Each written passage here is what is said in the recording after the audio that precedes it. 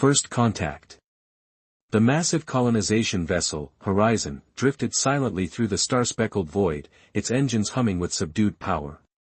Inside the ship's xenobiology lab, Lena Reeves hunched over her workstation, dark circles under her eyes betraying her lack of sleep over the past 3 days. Her olive skin was pale from months without real sunlight, and her auburn hair was tied back in a practical knot. "Commander Reeves, we've received clearance for landing protocols," announced Theodore, her research assistant. The young man's excitement was barely contained. This would be their first direct contact with the Thraxi species after years of distant observation and signal interpretation. "Thank you, Theodore," Lena replied, her voice steady despite the butterflies in her stomach. She closed the holographic display showing Thraxi anatomical projections and stood up. "Is Ambassador Jackson ready for the diplomatic approach?" "Yes, but he's requested you join the landing party. Your knowledge of Thraxi biological responses could be invaluable." Lena frowned. Field work wasn't her specialty, but she couldn't deny the logic. Humanity's first official interaction with an advanced alien civilization demanded every advantage they could muster. The planet of Thraxa Prime loomed before them, a swirling marble of deep purples and blues. Unlike Earth, its landmasses were scattered across the surface like puzzle pieces, surrounded by oceans of startling violet. The Horizon entered orbit smoothly, and final preparations began for the diplomatic mission. In the shuttle bay, Ambassador Dominic Jackson greeted Lena with a firm handshake. "Commander Reeves, your research has been the foundation of our contact protocols. I need your eyes on the ground." "I understand, sir. My concern is that we still have significant gaps in our knowledge of Thraxi social structures and communication methods," Lena said, checking the translator device at her collar. "Particularly their nonverbal cues." Jackson nodded, his salt and pepper hair catching the light. "That's precisely why you're coming. We know they communicate partially through bioluminescent patterns, but interpreting those patterns will require your expertise." The landing shuttle detached from the Horizon with a gentle shudder. Besides Lena and the ambassador, 4 other specialists formed the first contact team: Dr. Naomi Hassan, anthropologist; Lieutenant Jamal Williams, security; Rodrigo Vargas, communications expert; and Dr. Vikram Patel, exolinguist. As they descended toward the Thraxi capital, Lena reviewed the briefing materials one last time. The Thraxi were bipedal, standing approximately 2 meters tall with slender, powerful limbs. Their skin ranged from deep indigo to teal, covered with intricate patterns of bioluminescent cells that shifted with their emotional states. Most striking were their eyes, large, multifaceted organs that reflected light like polished opals. The shuttle touched down on a landing platform constructed specifically for the human delegation. Through the viewport, Lena could see a gathering of Thraxi officials, their skin glowing with patterns she interpreted as formal and ceremonial. "Remember," Ambassador Jackson addressed the team, "maintain the protocols at all times. No sudden movements, follow the translator's guidance, and most importantly, initial scans suggest the Thraxi have extremely sensitive visual receptors. Their eyes appear to be central to their communication system." The shuttle door opened with a soft hiss, revealing the alien landscape. The air that rushed in was breathable but carried unfamiliar scents, something like cinnamon mixed with ozone. The human delegation stepped out in careful formation, following the precisely choreographed movements they had rehearsed. The Thraxi delegation stood in an arced formation. At its center was a tall figure whose skin pulsed with complex patterns of light. According to their intelligence, this was Xerex, equivalent to a planetary governor or high diplomat. Flanking Xerex were 6 other Thraxi, their skin patterns indicating various ranks and functions that Lena was still learning to identify. What struck Lena immediately was how still they stood, not a single fidget or shift in posture. It was unnatural by human standards, this perfect stillness broken only by the flowing patterns of light across their skin. Ambassador Jackson stepped forward and performed the greeting they had practiced, a subtle inclination of the head while keeping his gaze downward. The translator at his collar activated, converting his words into the clicking, melodic language of the Thraxi. "People of Thraxa, we come in peace and friendship, representing the United Earth Coalition. We seek to establish understanding and cooperation between our civilizations. The Central Thraxi, Xerex, responded with a series of musical clicks and whistles. The patterns on their skin intensified, pulsing with deep blues and purples. Lena's translator converted the sounds. The Thraxi collective acknowledges the humans of Earth. You have traveled far to reach our world. We recognize your journey. The formality of the exchange continued for several minutes, with carefully prepared statements being traded. Lena observed the subtle shifts in the Thraxi skin patterns, making mental notes for later analysis. Something about their posture seemed ritual-bound, almost rigid with protocol.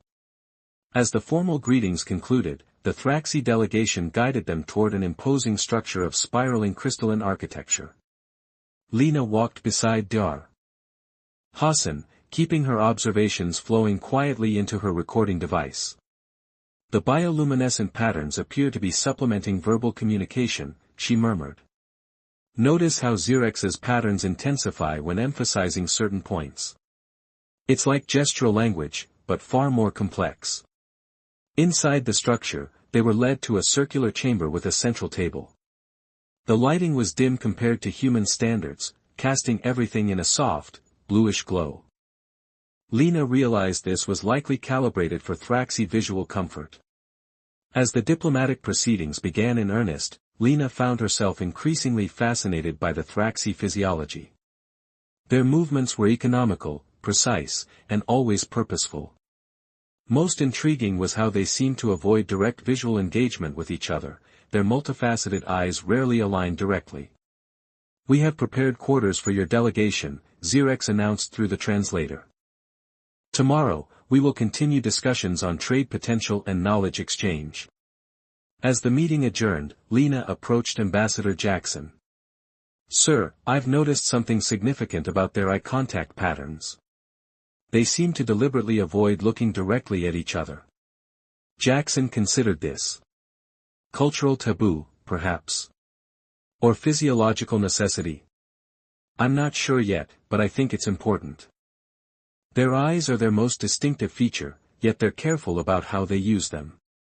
That night, in the alien-designed quarters, Lena pored over her observations, comparing notes with Dr. Hassan and Dr. Patel. The Thraxi civilization was advanced beyond humanity's in some respects. Their energy generation systems and biotechnology were particularly impressive, but they remained enigmatic. Their society appears highly structured, Hassan noted. Every interaction we witnessed followed precise patterns. Even their living spaces are organized according to some system we don't yet understand. Lena nodded, scrolling through her recorded images of Thraxi skin patterns. There's meaning here we're missing. These aren't just emotional indicators, they're a language in themselves. Little did she know that her observation would become critically important the very next day, when a simple misunderstanding would threaten everything the mission had come to accomplish. Cultural misunderstanding. Morning came quickly on Thraxa Prime, the alien sun casting deep purple hues through the crystalline architecture. Lena awoke early, reviewing her notes on Thraxi behavior patterns before joining the rest of the human delegation. Today would involve touring a Thraxi research facility, a significant step in knowledge exchange. Commander Reeves, did you sleep well in our accommodations? Asked Corva, a Thraxi liaison assigned to their delegation. Corva's skin displayed a pattern of gentle rippling lights that Lena interpreted as polite inquiry. Yes, thank you, Lena replied, careful to keep her gaze lowered as she had observed the Thraxi doing with each other. The environmental settings were quite comfortable. Corva guided them through a series of arched corridors toward the research facility. Lieutenant Williams walked slightly ahead, his security training evident in his alert posture. Ambassador Jackson and Dr. Patel followed, deep in conversation about the day's objectives. The research facility was vast, housing laboratories devoted to various scientific disciplines. What caught Lena's attention immediately was the sophisticated bioengineering equipment, far more advanced than anything humanity had developed. This section studies planetary ecosystems, Corva explained as they entered a chamber filled with miniature biomes. We can simulate entire ecological networks and project their evolution over centuries. Lena was fascinated. As a xenobiologist, this was precisely the kind of technology she had dreamed of accessing. She moved closer to examine a simulation of what appeared to be an aquatic environment, complete with organisms similar to Earth's coral reefs but glowing with bioluminescence. This is remarkable, she breathed. The applications for ecosystem restoration would be revolutionary. A tall Thraxi scientist approached, skin patterns shifting in what Lena recognized as academic interest. This particular simulation models the coastal regions of our southern continent, the scientist explained through the translator. We have been studying the impact of changing ocean temperature on bioluminescent organisms. Lena nodded enthusiastically, her scientific curiosity overriding her caution. On Earth, we've faced similar challenges with our coral reefs. The indicators you're using to track biodiversity seem similar to our approaches, but with far greater precision. The conversation deepened as they discussed comparative biology. Lena found herself engaged in the most stimulating scientific exchange of her career. The Thraxi scientist, who introduced himself as Nvelex, showed genuine interest in Earth's ecosystems. Then it happened, the moment that would change everything. Caught up in her excitement about a particularly innovative monitoring technique, Lena looked up directly into Nvelex's multifaceted eyes. It was instinctive, the way one human might make eye contact when making an important point. The laboratory fell silent. Nvelex froze completely, the patterns on his skin flaring into bright, jagged bursts of light. Around them, every Thraxi in the vicinity went rigid, their skin patterns shifting to alarming red and white pulses. Lena immediately realized her mistake, dropping her gaze and stepping back. I apologize if I've done something inappropriate, she stammered. But the damage was done. Corva moved with startling speed, positioning herself between Lena and Nvelex. The translator struggled with the rapid clicking sounds that erupted from the gathered Thraxi, but phrases like, challenge issued, and, violation of sacred protocol, came through clearly. Ambassador Jackson stepped forward, his diplomatic training kicking in. There seems to be a misunderstanding. Commander Reeves intended no offense. Silence, commanded a new voice. A Thraxi with elaborate, intricate patterns that seemed to flow like water across their skin entered the chamber. Everyone, including Corva, lowered their heads in deference. I am Threlix, first guardian of Thraxi protocol. The guardian approached Lena, moving with ceremonial slowness. Human scientist, you have initiated the gaze of challenge with Nvelex of the scientific collective. This is a matter of utmost gravity. Lena's heart pounded. It was unintentional. In human culture, eye contact is common during conversation. Threlix's skin pulsed with what might have been consideration. Intention does not negate consequence. The gaze of challenge is our most ancient tradition, predating our written history. It is a declaration that you consider yourself equal or superior to the one you have gazed upon. Ambassador Jackson intervened again. Guardian Threlix, we deeply regret this cultural misunderstanding. What can we do to resolve this situation? The Guardian's patterns shifted to a more formal configuration. The challenge has been issued and witnessed. There are only two paths forward. Nvelex must respond with immediate subordination ritual, acknowledging the human superiority, or the human must prove her worth through the trial of equals. Nvelex, still rigid with what Lena now recognized as shock, spoke for the first time since the incident. I cannot perform subordination to an unproven outsider. My lineage has served the scientific collective for 7 generations. Lena felt the weight of what she had unknowingly initiated. What is this trial of equals? Threlix turned toward her, still carefully avoiding direct eye contact. The trial of equals is a series of challenges designed to prove whether one who issues the gaze is worthy of the claim it represents. If you succeed, you will be recognized as Nvelex's equal, a position of great honor among our people. If you fail. The Guardian didn't finish the sentence, but the implication was clear. And if Commander Reeves refuses to participate? Lieutenant Williams asked, his hand instinctively moving closer to his sidearm. Then the challenge is considered invalid, and the challenger, Threlix's skin darkened, is deemed unworthy of continued existence. A horrified silence fell over the human delegation. What had begun as a scientific exchange had rapidly escalated into a life-or-death situation. Ambassador Jackson pulled Lena aside while the Thraxi conferred among themselves. "This is unprecedented," he whispered. "Our cultural briefings mentioned nothing about this gaze protocol. It must be so fundamental to their society that they assumed we knew," Lena replied, her mind racing. "Like how we wouldn't think to tell visitors not to physically assault each other." Dr. Hassan joined them, her expression grave. "The patterns they're displaying suggest this isn't merely cultural, it seems almost biological. Their physical responses are too consistent, too immediate." Lena made a decision. "I'll participate in their trial." "That's too risky," Ambassador Jackson objected.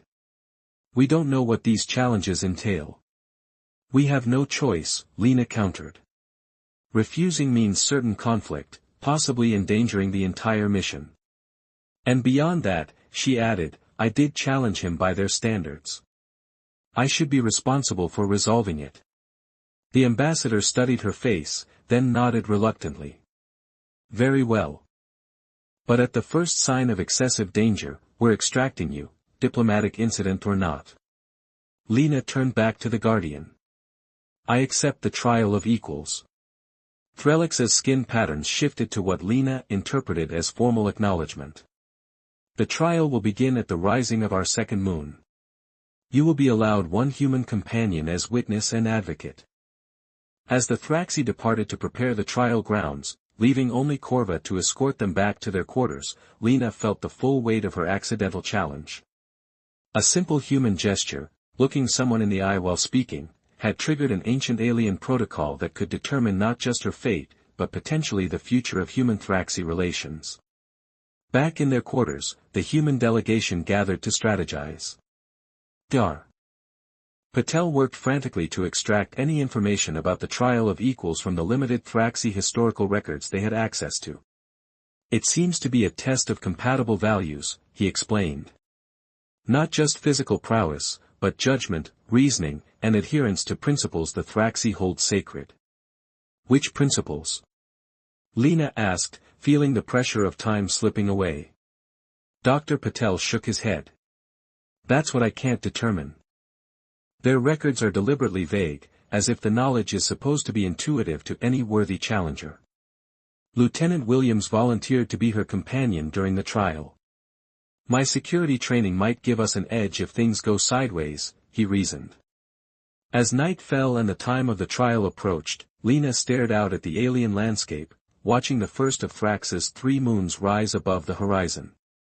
Tomorrow would test not just her abilities, but humanity's capacity to understand a civilization built on completely different biological imperatives and cultural foundations.